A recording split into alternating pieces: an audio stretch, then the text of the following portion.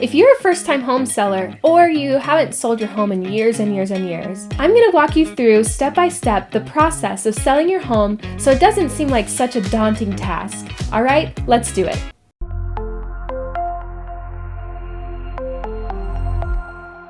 Hi, my name is Kaitlyn Petersen. I'm with Exit Realty Affinity right here in Ogden. Today we're going to be talking about selling your home for the very first time, what to expect, step by step the process, and this could even be helpful for people who haven't sold their home in quite some many years and they've kind of forgotten what it's like to sell their home. Don't forget to like and subscribe to see more of my videos on this channel.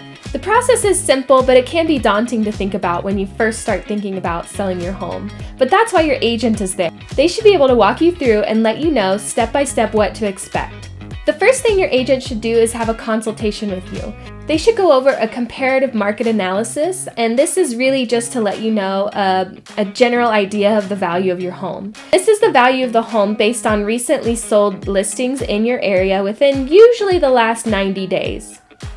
Don't forget, you set the price of your home, not your agent. They can always guide you to a price point that they think is best based on the market, and you should take their advice. But ultimately, it's your decision on what you want to set the price at. If your agent says, I think it would be best if we priced it at $395, and you say, no, let's go $400, they should really listen and do exactly as you say. Because ultimately, it's your house, and you get to sell it for whatever you want to sell it for. The agent should go through their strategic marketing plan. How are they going to market your home? Are they simply just going to put it on the multiple listing service, or they call it the MLS?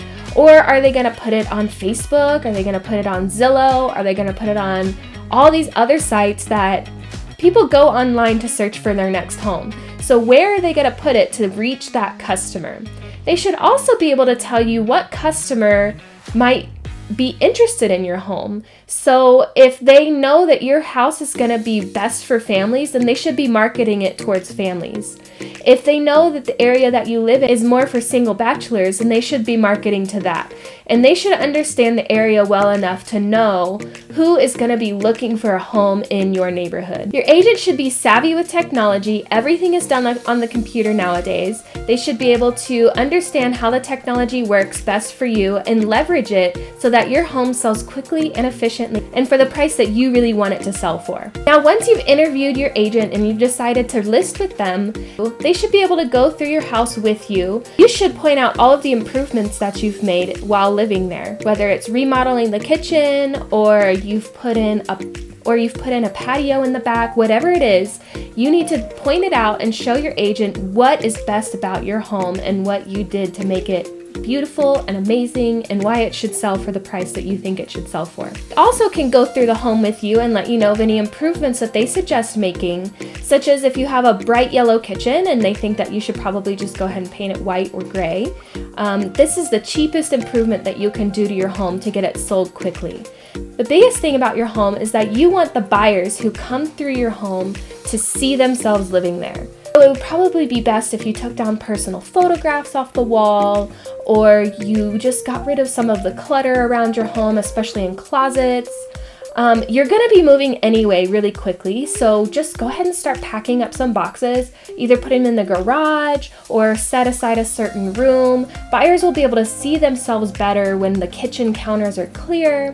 They'll be able to see themselves living in the house when there's not so much of your personal photographs in the living room hanging on the wall. During this time, your agent should also take flattering pictures of the home, front, back, inside, and out, and what its special features are. If you want to point out special features for your agent to photograph and put in the listing details, now's the time to do that. This is also the time to complete any necessary paperwork about your home.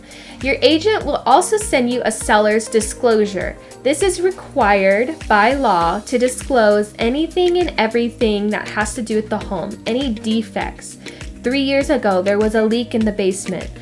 5 years ago, there were raccoons in the chimney and you needed to get that fixed. How did you get it fixed? Who fixed it, if you can tell them? And if you have any current issues. So if you have a couple of outlets that don't work or your dishwasher doesn't work. something like that would need to go in the seller's disclosure.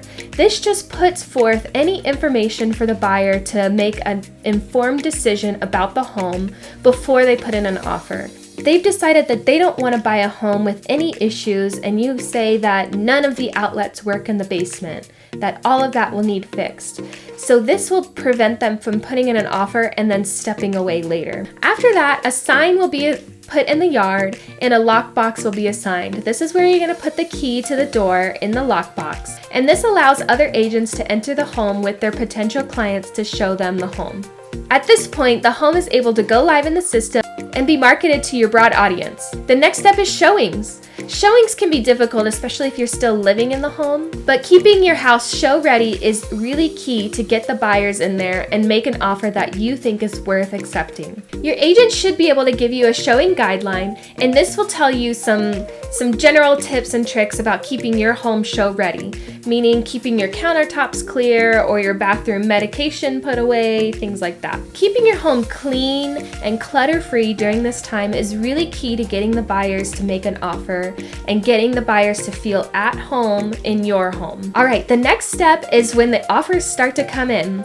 When offers come in, your agent has to tell you about every offer that they receive. And I know, for example, if you get a lot of offers and you don't want to see any offers below asking price, then you don't have to see them. But your agent does have to tell you that there were offers below asking price and to ask you if you do want to see them. Your agent should be able to present all the offers and what is best about each offer. Sometimes they can even put them in a spreadsheet for you if you're not sure and it seems like way too much information to look at every single offer word by word. This is where your agent can show you what to consider when accepting an offer. Price isn't always the deciding factor when you accept an offer. And what might be important to you is going to be key to express that to your agent. Do you need to move out quickly? Do you want to stay for 2 extra months and have a lease back? These kinds of things can be discussed before your listing goes live so that when agents get with their buyers and they want to put in an offer, they can tell their buyers, oh, well, they need to stay an extra 60 days. Would you be okay with a lease back? Or something like that. They can tailor that offer to you. After an offer has been accepted, your agent will communicate that to the buyer's agent and let them know that you accepted their offer. This is when the inspection period begins. They can order an inspection for someone to come into your house and inspect every little detail. And I can tell you that no inspections come back 100% clean. They usually find something. Even in brand new construction builds, they will find something. These can take place anywhere from 3 to 10 days after acceptance. So you'll see that things kind of move really quickly once you accept an offer. The inspection will be handed to the buyer's agent, and then the buyer's agent will go over that with their buyers. They will decide if there's any necessary fixes that they think that should be done before closing. They can do it a couple of different ways once they get the inspection back. They can ask you to fix a few things, such as electrical work. They can ask for a credit on closing costs, so later on, just give us a $3,000 credit whenever we go to close. Or they can just ask for a reduction in the offer price. So if they offered $328 and they need $3,000 worth of work, they can ask for the offer to be reduced to $325, and you can either counter that or accept that. So you've got under contract, you've negotiated all of your fixes, who's going to fix what if anything comes up, and then there needs to be an appraisal. But why does there need to be an appraisal when both of you have negotiated the price? He's going to buy it for this much, you're going to sell it for that much. Who cares about what it appraises at? Well, I'll tell you who, the lender. So the lender orders the appraisal. The buyer pays for the appraisal typically. Similar to CMA, a comparative market analysis that your agent did at the beginning. And this is a lot more in depth. Once they get the appraisal back, a number will be set to the buyers that says, oh, well, the home is worth $320, but you're offering $325.